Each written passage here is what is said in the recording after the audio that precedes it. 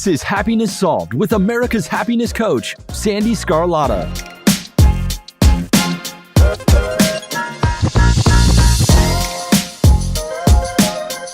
Hello, everyone, and thank you for joining me today. So today's guest is Andrew Kap.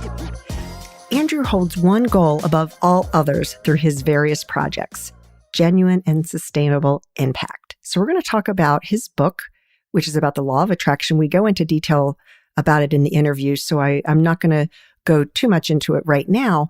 But this book has enjoyed continued success, including hundreds of 5-star rave reviews. It's been a #1 bestseller status in multiple categories on Amazon, and he has a growing YouTube channel that's devoted to it. So I hope you enjoy the interview. Hey, Andrew, how are you doing today? I'm doing great, Sandee. Thank you so much for having me. Really excited to be here today. Oh, I'm excited to have you. And I'm so excited to talk about your book. And that's why I reached out to you, because I'll mention this in the intro too, but Andrew's book, the last law of attraction book you'll ever need to read. He's got a sign behind him. I can see him. I know it's a mouthful, right?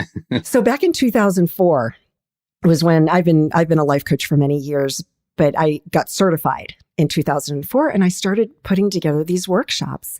And I didn't even know I was doing workshops on the law of attraction, and I had never even heard of the law of attraction before. And I was like, oh my gosh. I remember when The Secret came out, that was when I heard about the law of attraction. I was like, I've been talking about this for years. And then I started reading books and this and that, but it was just interesting. It's interesting. But before we get to your book, I want to know more about you as a person. And what drew you to, writing the book and the law of attraction? What's your story? It's funny you mentioned 2004, because that was a very significant year for me, especially in the context, because that's when I first learned about law of attraction. And at the time, I was just a young entrepreneur trying to figure things out, both in life and business. And I think a lot of entrepreneurs out there can probably relate to that idea of having to kill your own dinner, so to speak. You find yourself towards positive modalities and positive thinking and whatever it might take. And for me, law of attraction was just like one thing of many. And I had my successes and failures with it. I had hits and misses. It was sort of inconsistent. And I'd only find out years later that I was the one who was being inconsistent, because 4 years later, 2008 hits, that business that I'd been working so hard on, I give up on it because I'd been struggling for years, and I finally throw it away. And a relationship that I had was on the brink anyway. And 3 days after throwing that business away, my girlfriend of 3 years breaks up over text. So wow. I'm waking up Monday and I've got all this in my life. And then I wake up on Friday and it feels like 90% of my life is gone. And I had a crossroads and this epiphany of like, well, something's got to change. Obviously, I've got to do something. And hey, that law of attraction thing, whatever it is, it seemed to kind of work whenever I actually did it. And I got indignant. I said, you know what? I don't care what happens, when it happens, how it happens, why it happens. I'm going to go all in with this thing once and for all, which is really just code for saying every day for just 5 or 10 minutes, I'm going to do those gratitude methods or those visualization methods that I already know. I'm going to tweak them and make them work for me. And this time I'm not going to stop no matter what. And because I was so stubborn, indignant, and motivated and upset with where my life was, I stuck to that. And the results were nothing short of miraculous, because 2 weeks I felt better, which is saying a lot with a broken heart. 3 months later, I'm in a brand new, way healthier relationship. 4 months later, I'm making more money than at any point in my life before then. And 6 months later, everything's different. I'm in the best shape of my life. I'm waking up happy and fulfilled. And I basically learned the hard way that whatever this thing is, and I'll call it the law of attraction based on my own life experience, but whatever it is, it works when you work it. And I've forever been changed since. And it was only 10, 11 years later where I was starting a new business. And I had to ask myself, what is something in my life that I'm actually still excited about, that I can wake up every day continuing to be excited about it? And to be candid, I won't be bored. I'll be happy to engage with my customers. I'm like, oh, well, here's this thing that I've never really spoken about publicly, but it's been such an influence in my life. Can I finally give myself permission to articulate it and bring something to the marketplace that no one's seen before? And that, hence the title, The Last Law of Attraction Book You'll Ever Need to Read. So I know that's a bit of a long-winded answer, but that kind of takes us to where we are. And I published in late 2019, and I've just been riding that wave ever since. Wow. So I'm curious, I'm curious how, because I've read so many books on law of attraction, and I apologize, I haven't had a chance to read your book, but it's on my list. I actually was laughing today because 2 more came in, because I've been interviewing a lot of authors, so I keep buying their books. And sometimes that stack just rides up, and like, you're busy I've got enough 7 anyway, books right? now I need to read, and I am so busy with everything else that it's hard to find the time. But so what is it? Because I've read, I could just throw out so many different names of books that I've read and people that I've, John and Esther Hicks is the most popular one probably. So how is yours different from some of the other ones that are out there?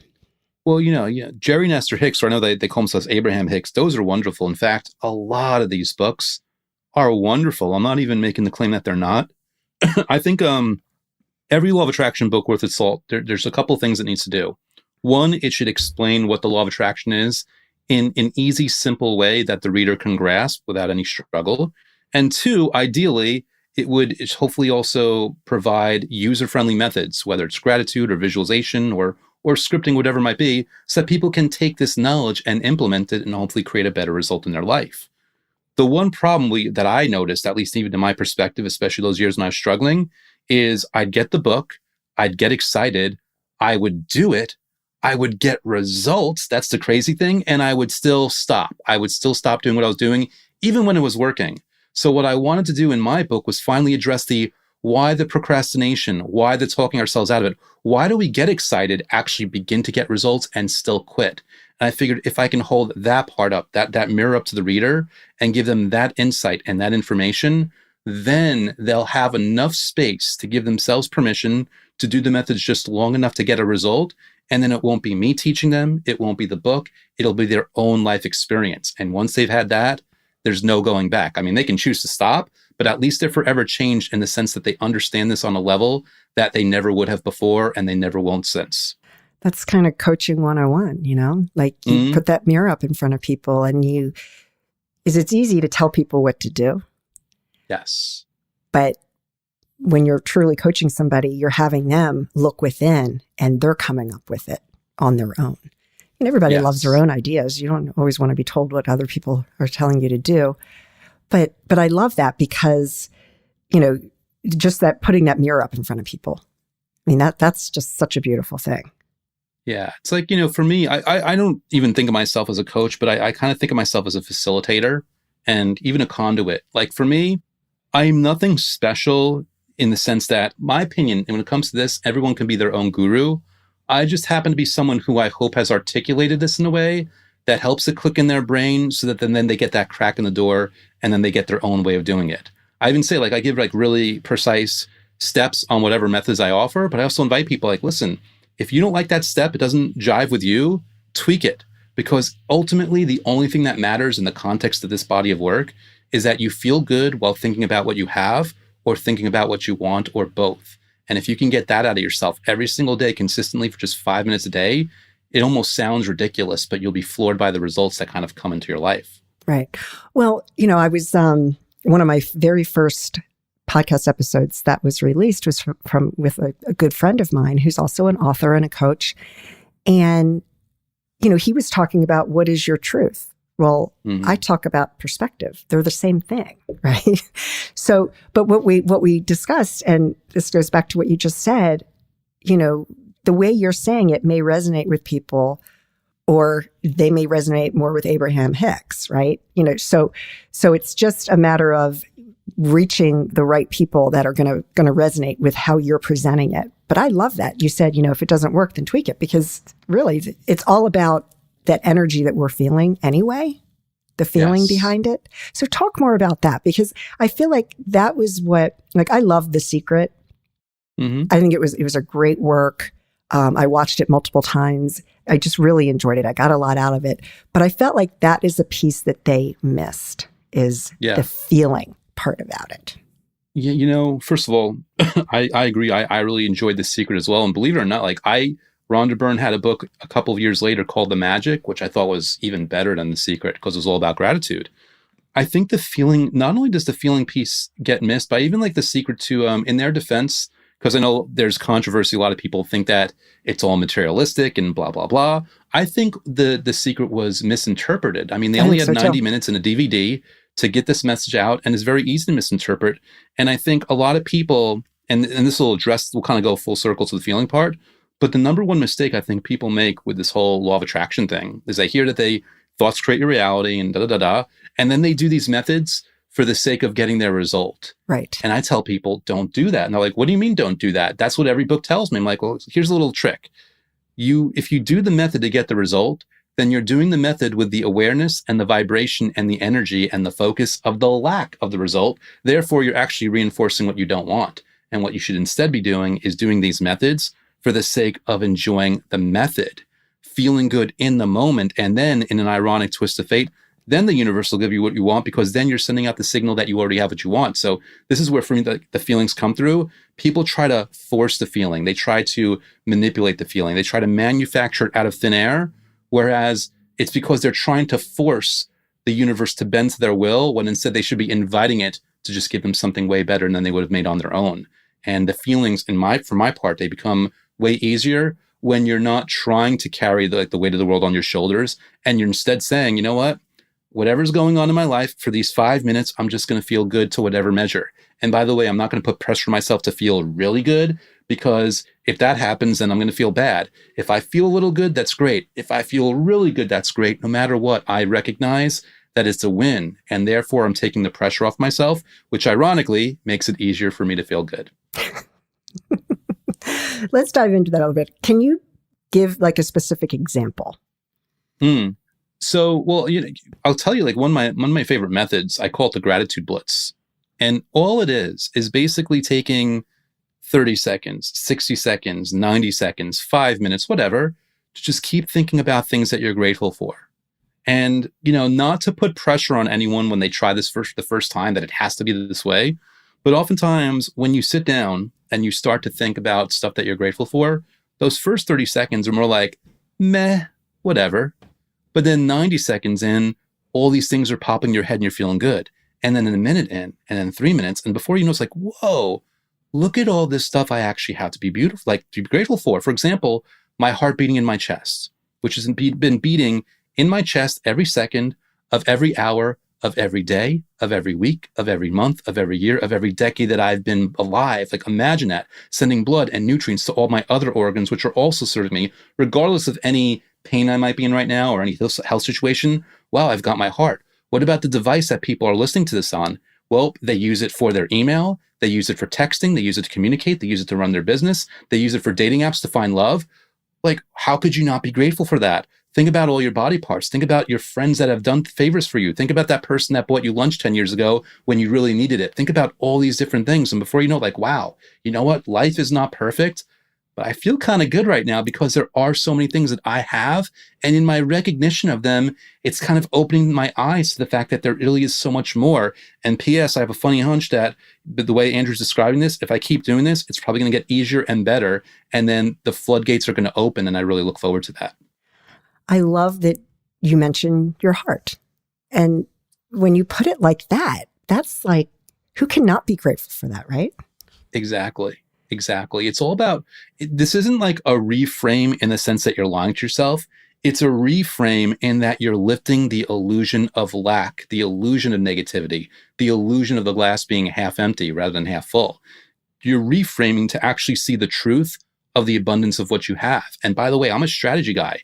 I'm doing this strategically because I know through my prior experience that strategically when I do this, not only do I feel better, but I invite better things. So for me, like I was like, I often say, like, we look at joy as this manifestation and this end result, which makes it a far off thing. I say that's fine, but I also view joy as a strategy. I know if I find little pockets of joy throughout the day, it's going to improve things. And by the way, even if I'm lying or deluded, at the very least, I'm taking time where I'm not stressing about that relationship or about that job situation or about that money situation or about that health situation. I'm intentionally taking a few minutes a day to just feel good, which studies show at the very least improves your confidence. It improves your sleep. It reduces anxiety. Like, there's wins no matter what. Now, there's huge wins on the end of it, but even if you can't count on those, you're getting wins in the moment just by saying, I'm going to take a few minutes just to feel good and just to breathe. and just to settle in and give myself this time because I'm worthy of it. Right, right. Now, can we go back to what you just said a minute ago, which was the illusion of negativity or the illusion of not having what you want? Can you dive in a little bit more about that? Yeah, I'll go even deeper. So, and this will come full circle. And I put this in the book. And this, by the way, is one of the biggest aspects of why we start things and we get excited and they start to work and we still quit. So the way I describe it, and bear in mind, I'm not a clinical psychologist, so these definitions, take it with a grain of salt, but I define us as having three minds. We've got the conscious mind, we've got the subconscious mind, but right in the middle, we've got the ego. And the ego is way stronger than the conscious mind, but nothing compared to the subconscious. And this ego, as I define it by that word, has one job in this world, one job in this life, and that's to keep you alive, which is good news or bad news, depending on where you are in your life, because that means whatever your money problems, whatever your relationship problems, what even your health problems, all your ego knows is that in this moment you are alive, and it doesn't know what the probability is going to be of you staying alive if anything changes, including improvements. Because there might be someone out there who might want to be rich and famous, but for all the ego knows is if you become famous, you're going to get a stalker, and that's a threat to your survival.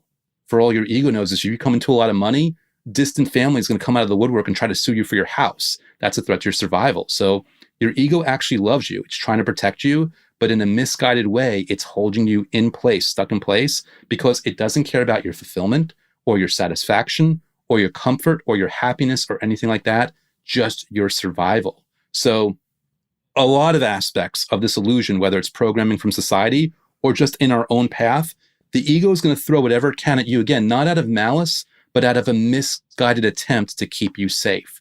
And that's why you tell yourself, you know what? Why should I even go for that job? It's hopeless. Well, you're talking to someone who, when he was 21, beat out 800 other applicants for an internship just because he chose to do it. But people are saying, oh, he'll never say yes to going out. She'll never say yes to going out. My boss will never give me, that raise or that promotion. It's hopeless. It's like, no, these are things that are being thrown in your path because right now you're alive and your ego is trying to keep you safe. And therefore it's an illusion. And if you're looking for proof that's an illusion, look at all the people around you. The one thing that I love about this law of attraction thing, whether people believe it or not, is we are bombarded by messages of successful people who always speak of the changes that they made in their mindset and the results that they got. Now, me, again, strategically, if nothing else, I'm going to at least attempt to model that. I'm going to at least give that a shot to see if everything that all these successful people are saying is along that track, because why wouldn't I? It'd be silly for me not to. So this is my long-winded answer saying there's a lot of illusion there. Oftentimes, it's a misguided attempt of our safety. So it's important for us to be cognizant of that so that we can transcend that and still invite good things. And then P.S., real cool part, once your ego sees that you're still alive, when you've got that better salary or that relationship or whatever, now it feels safe there. So it'll fight to protect that. That's why people, they make six figures and then they lose their job. And within a year, they're making six figures again because they have a new internal financial thermostat that their ego knows is safe. That was one of the best explanations I've heard surrounding ego. I love that. That's really great. I never really looked at it like that the ego is protecting us, but it makes sense. And what you're talking about is almost like building a muscle. Yes. Once you get to that point, then you're going to be able to always get back there. Yeah. And a real cool piece I didn't mention, and I kind of, I left this little thread in there. Remember I said the subconscious mind is way stronger. The solution from my perspective, because this ego is so powerful and so much stronger than your conscious mind, I mean, that's a lot of willpower to overcome it, is we bypass the ego. And through those visualization methods or gratitude methods or scripting methods also, we access the subconscious mind. And then if you believe in the universe, I'm telling you, it's going to send out that signal to the universe energetically and bring things back. But guess what? If you don't believe in the universe and you don't believe in energy, believe this. Your subconscious mind and your mind is a supercomputer. And if you can bypass the ego and send instructions of success and prosperity to your subconscious mind, it is going to govern your actions and your behavior in a way that's going to blow your mind. Because that job promotion that you've been thinking about, now it's going to come because you've sent the instructions. You're going to find yourself sitting up straighter. You're going to find the cadence to your voice is just going to have a confidence to it that you're not even forcing. It's just on its own. You're going to find yourself coming up with better ideas that are just going to impress your boss or impress potential employers or whatever it might be, these things will come together. So whether it's like your universe or your subconscious mind, or what I believe is a combination of both, by feeding in those instructions and putting that energy out there, that's where the invitation comes, and that's where the results really come for you. Yeah. Yeah, no kidding. So what would you say to somebody who's just a complete skeptic? That doesn't work. So I'm a huge proponent of using like physical examples to kind of link our brain to it, because like, even if you disagree, at least it makes sense. So oftentimes when people are like, they're not on board, I love the example of lifting weights to get muscles, because we all understand at least what that is. And I want to give two possible explanations as to how this actually works. Explanation number one is you lift weights and you go to sleep at night and the muscle fairy comes and waves a magic wand and poof, you wake up with more muscles, right? Explanation number two, and bear in mind, this is a bit of a butchered explanation, but when you are lifting weights, you're putting so much stress on your body that your muscles are actually tearing in little areas, and your body responds by healing itself by filling in those gaps with more muscle fiber, hence more muscles. Now, I think people listening to this, they're probably leaning towards the second explanation, even though, again, I said it's butchered, but like, okay, that's the one, Andrew. To which I answer, unless you're a personal trainer or there's some reason that you actually have to know the answer doesn't matter. What matters is you lift weights, you get muscles. You put an X, you get Y. And by that same token, whether or not you believe in the law of attraction, if you give yourself the opportunity to engage in gratitude exercises, which again, studies show are a victory on their own, or visualization exercises, and you just give yourself an opportunity to see what happens, you might be pleasantly surprised. And P.S., if you do this and then you get the huge result and you still don't buy it, I say good. I say, please don't give me credit. Don't give my book credit. Don't give the universe credit. Don't give the law of attraction credit. But at the very least, identify that you did this and you got that and keep doing it for yourself. I don't need people to believe, I don't care, but I would hope that they give themselves the gift of trying it out just to see what happens. And then like whatever come may come, but at least if they get that result, just to keep it up only in service to themselves, if nothing else. Yeah, I'm thinking about a friend of mine who, we all probably know somebody like this, where the glass is always half empty. Mm-hmm. And I'm thinking what you just talked about is that their ego is protecting them to the point where they're not even open to even having it be a conversation. So in a situation like that, and there's no like one absolute answer, but unfortunately, and I know this from personal experience, and not that I was a doubter about this, but again, going back to 2008, sometimes certain people, the only way they're ever going to figure this out is if they get into enough pain in their life, whether it's physical pain or emotional pain or spiritual pain or whatever, they get into so much pain that they're finally willing to try something because they're so desperate. So no one needs to get to the point of desperation, but unfortunately, many people, that's what it takes for them. So I've had friends where I know that if it ever happens, it's going to be because they are so desperate, they're so impatient, they're so in pain, they've had it, that they're finally willing to try this. I've also had some people that got to that point, and because of that, it finally clicked for them. So I hope your friend doesn't have to go through that, but not knowing them and just hearing that one detail, I would make an unfair assumption that it might come to that in order to get that person to give it a shot. Yeah, I know. I actually talk about that in my book as well, that, please don't wait. Yes. To get to that point. Like, don't wait. Life is too short. I wasted my whole 20s waiting. And, some people, they believe in reincarnation. I'm not going to say yes or no, but even if you believe in reincarnation, this trip with this personality in this life is still the only one you get. So even if you're reincarnating, you're still only getting this one. No matter what, you only live once. In some way of looking at it, through some perspective, you only live once. And with that in mind, it's a shame to waste it. It's a shame. And again, for me, I'm a huge proponent of I'm not going to tell you, if you want to do an hour a day, do it as long as it feels good. But in my experience, you only need 5 minutes a day, which is perfect because we're all busy. We have so much on our plate. Literally 5 minutes a day, not even caring what happens and just seeing what happens. It's worth it. And like you said, why waste your life? Every day is ticking away. Every day is a gift. We should treat it as such. Absolutely. So let's talk a little bit more about the energy, because I don't know that a lot of people necessarily understand that. Mm-hmm. Do you want to talk about that? The energy that surrounds us and how our feelings are attached to the energy that we're putting out. let's see if hopefully I won't butcher this explanation. And it actually might be a little long-winded, but It's again, okay. just to come full circle, if I were to take a dog whistle right now and blow it as loud as I could into the microphone, it'd be kind of rude on principle, but it wouldn't bother you. You wouldn't hear it. And that's because, but if there's a dog in the room, the dog's going to freak out, the headphones, right? And that's because there's a sound and a frequency that our senses don't pick up. There's plenty of those. Even right now, we're having this conversation and we're on one feed for audio and another feed for video, and my computer's plugged in, so I can make this really big rationalization that there's a really long wire between now and where you are. But even if I unplug it, right, then there's no rationalization. But we understand this because we understand satellites, we understand fiber optics, we understand bandwidth.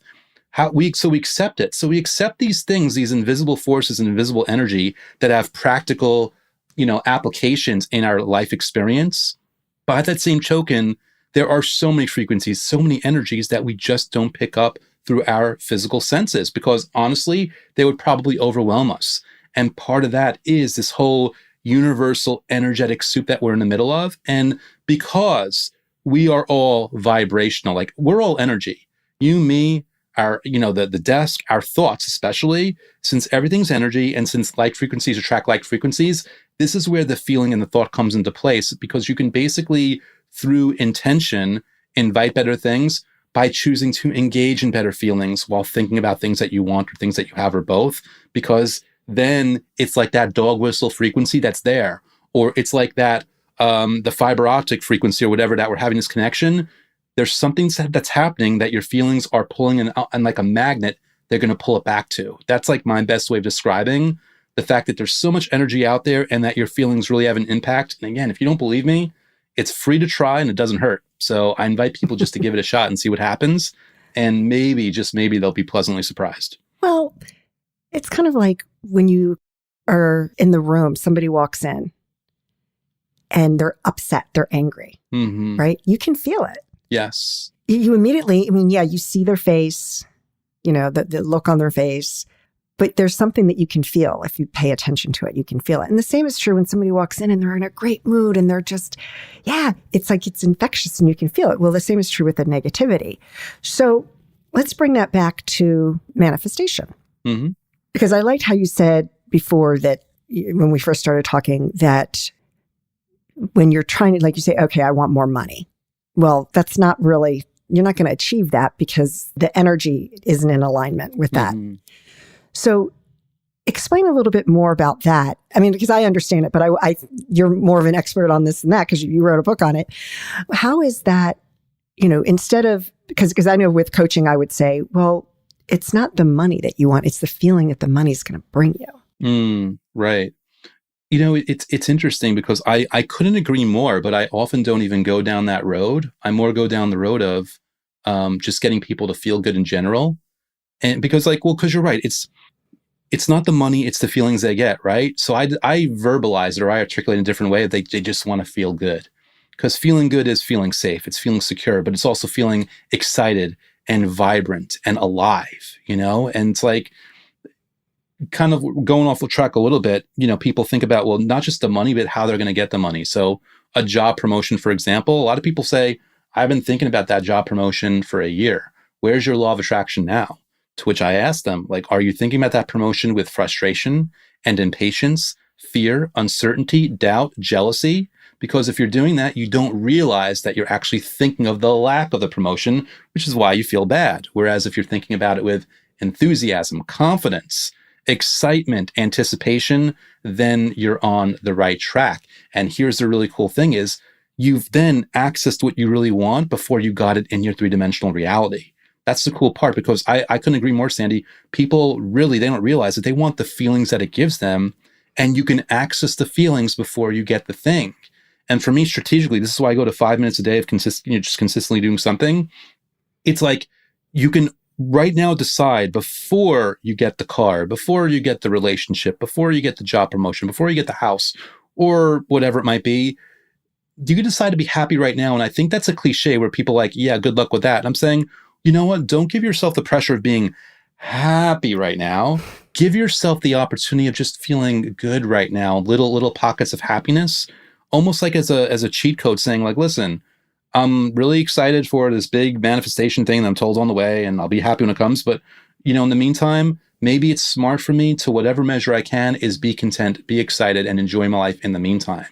And strategically, that's going to bring what you want faster and in a better way that you could ever imagine. But also just like, listen, this thing that you want, it might be a week out or it might be a year out, depending on where you are on your resistant level. Like, why not enjoy your life in the meantime? It's like the most important thing you do is like, enjoy your life in the meantime. That's the whole point. Like, you're here whether you like it or not. So you might as well say, okay, I'm here whether I like it or not. I might as well do what I can to enjoy the moment while I'm here. Let me have gratitude and, have fun times with my friends, but also have fun time doing something from a work perspective that fills me up, that fills me and makes me fulfilled and makes me vibrant and makes me excited and keeps me motivated and keeps me on track. Why wouldn't I do that stuff? Let me take action out of inspiration rather than action out of lack, because action out of lack will deplete my bandwidth really fast, where action out of inspiration will actually fuel me, and I'll find myself doing way more at a higher level, serving more people, by the way, which then it becomes like a repeating cycle where you feel fulfilled because you're helping other people, and then you feel better, and then you help them more, and then you feel even better. And it's like a bigger increasing circle as you get happier, and the people in your space get happier as well. Yeah. And I also want to just add to that, life happens while we're busy making other plans. So, things are going to happen in your life when you least expect it. And it's okay. Like I always say, there's times I get upset, I'm married to a man. Of course I'm going to get upset at times. Right? No, I love my husband more than anything in the world. But you know what I mean? Any relationship, there's going to be conflict or there's going to be disagreements or whatever. And it's okay. It's okay, But then you're going to have losses in your life, whether you lose a job or, your marriage or a friendship or, God forbid, but it's life. It's going to happen. Someone's going to die. And, it's okay that you have to still go through those feelings and those emotions. And when you get through it, then you work on the gratitude and all of that. Yeah. And, again, it's like one of those things where hopefully, so for me, obviously my life's not perfect either. And again, I go back to strategy, part of the benefit of doing 5 minutes of gratitude every day is when those bad times come, I have more emotional resilience and I have more in my toolbox for coping with things, whether they're kind of bad or really bad, because whatever they are, why wouldn't I, equip myself as much as possible to cope as well as possible? Means, I still got to process whatever I'm going through, but if it could be an easier ride, not only is it better because it gets me faster to living my life again, but also hopefully, avoids other potential issues, because someone that lets, a breakup, for example, ruin their life and then they can't go to work and then they lose their job. Well, then it's just piling on. Whereas like okay, that breakup really sucks and I've been there, but don't let that be the reason that the rest of your life falls apart. Exactly. Yeah. And I think that's true. I was just having a conversation yesterday about this, that I've had so many big things happen in my life, right? The tragedies and whatnot. Not that I'm numb to it, but I'm able to cope with things a lot easier. Mm-hmm. And sometimes for me, little things like, what? I have to use Google Docs now? No. Like the little things are like, no, I don't want to use Google Docs. I had to help someone recently, and I had to go on the DMV website. And for me, call it an opinion or call it the truth or whatever, but those government websites are so the opposite of user friendly because it's not in their interest to do that.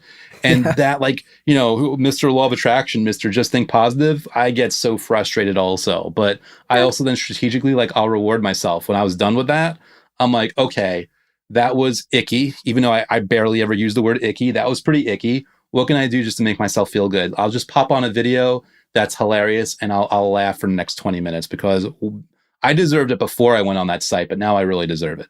There you go. And that's such a healthy way to look at things, because we are going to get frustrated. We're human. It's just, we're perfectly human. And so, yeah, part of the deal. Yeah, it's part of the deal. That's awesome.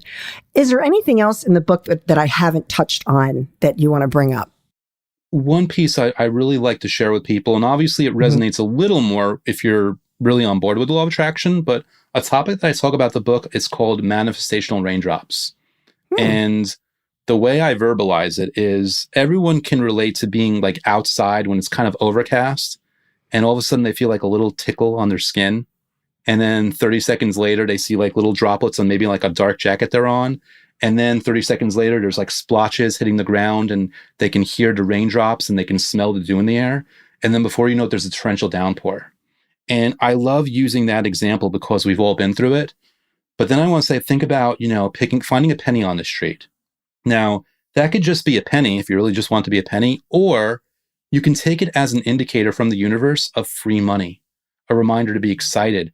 And when you are excited, you might be just sending out that signal of like, whoa, let me bring in more money. Because here's the thing. These raindrops, whether they're metaphor or whether they're literal, they're not just raindrops. They're your indicators that the storm is inevitable. And you have a choice. You could either hold up an umbrella of resistance and keep it, or you can invite it and celebrate it and let it in, because the universe is going to rain abundance and joy on you, whether you like it or not. It's your decision whether you want to receive it. And one of the methods in my book, I call it the pennies to million method. It's kind of based on that, where I challenge people, and I do for myself, like, you just find a penny on the street, because that's very easy for us. Finding a $20 bill, we told ourselves that's difficult. Penny is easy, right? When you find that and you get really excited, you're just basically finding another way of, whether it's through your subconscious mind or the universe, inviting that energy, inviting that vibe, inviting that flow of like more money, and who knows what will happen. The first day I actually tried it, I didn't find a penny. Instead, what happened was I ordered food, takeout, and the person gave me extra change back of $2. Now, I didn't want to get her in trouble, so I gave her the money back. Like, isn't thing like, oh, I'm keeping this for myself, abundance. No, I gave her $200 back, and I didn't want her to get in trouble because her till would have been empty. But I did recognize that when I invited one penny, the universe gave me 200 pennies instead. I didn't go down like, oh, I didn't actually see like a copper coin, so therefore it's a failure. Like, no, I asked for a penny, I got 200. What else is going to be on the way? And that's the attitude that I recommend people. I'm serious about this whole manifestational raindrop thing. That first match on a dating app is a raindrop. That first date, that first time you laugh together, that first kiss, that first time you hold hands, these are raindrops. Even if you end up with a different person, these are raindrops that you are on your path to the love of your life. Pennies that are your indicator that you're on your way to the finances of your life. Finding that house that you kind of like is an indicator that an even better one's on the way. Or you're getting a pat on the back from someone at work, your job promotion's on the way. All these good things that happen in any way, shape, or form are raindrops. Raindrops of an inevitable storm, not a maybe storm, an inevitable one. Make the decision to put that umbrella of resistance down and invite it in. And I just want to share that from the book, because I hope that'll help someone listening right now and inspire them just to be a little bit more excited when something small happens, knowing that bigger things are on the way inevitably. Yes. And it was funny because I was thinking about a friend of mine. We were talking about finding money, and he finds money all the time. Mm-hmm. And he's, and this is a very, very wealthy man. Okay. So it's not like he is looking for it. Like he doesn't need money. But I feel like it's just the energy around him. And he actually has a jar, and he just puts it in. And he's like, I have found $100 bill. I have found, he goes, and he's just open to that. Yeah. This is part of his feedback system now. This is who he is now.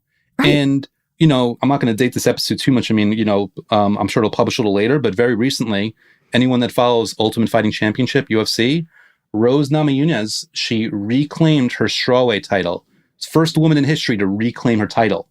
And the camera was close up on her, but when she's being announced before she enters the fight, she won in a first round knockout against a very strong opponent. And you zoom in on her and she's like, I'm the best. I'm the best. I'm the best. It's all she's saying. But here's the thing. It wasn't like an affirmation of her lying to herself, trying to convince herself, trying to convince the universe. It was only a verbalization of what she really meant in her fiber of her being, the way your friend just finds money. It's who she was. And that manifested out in the world for her through that process. So I love that example. And through that, or the example of Rose or whatever, I invite people to embody the energy of good things, because then you're just that person that finds money. You're just that person that everybody loves. You're just that person where, when you start a business, people flock to it and they can't wait to support you, and they want to interview you, and they want to buy your book, and they want to tell your friends about you. Just be that person, embody it, and welcome it. I love that. And I follow Joe Rogan on Instagram, and he posted that. And he had a little short video, and I was like, that's awesome. Yes. When he don't interviewed follow her, UFC fighting, but he interviewed her right after the fight. He told her like she was in tears and he was nearly in tears. And Joe Rogan doesn't really cry that often. So that's saying something. But it was awesome. I love it. I love it. Andrew, this has been so great. Is there anything else before the end the interview that you want to throw out there? No, I mean, just want to thank you for having me on. Obviously, if people want to check out the book on Amazon, lastlawofattractionbook.com will auto forward them to the listing. But I like giving people value for free, just in case they don't want to spend money. So people can just easily go to youtube.com/Andrew Kap. I teach free methods and do all sorts of fun stuff. But mainly, I hope that someone listening here feels encouraged to cherry pick at least one thing from this conversation that really resonates with them the most and just use it. But most importantly, really, I just thank you for putting me in front of your audience. And I mean this, I'm grateful for the intentionality of your questions, because it's so clear that you care, meaning the people that find this also care about themselves. So I'm just excited to be like in this energetic space, to be connecting with you and other people, because that's what it's all about. Absolutely. 100%. Andrew, thank you so much. Thank you. Well, that was wonderful. And I really appreciated Andrew's different perspectives on the law of attraction that I had not really heard of yet. And I just hope that the listeners out there will be able to take one thing from that interview and apply it to your life. Because like we said, life is too short. So thank you so much for listening. If you'd like to learn more about my book, Happiness Solved, Climbing 100 Steps, you can find that on Amazon in Kindle version, softcover, and hardcover versions. My website is sandeescarlotta.com. And as always, I hope that you and your family are staying safe and healthy, and that your life is filled with peace, joy, love, and happiness. Take care, everyone.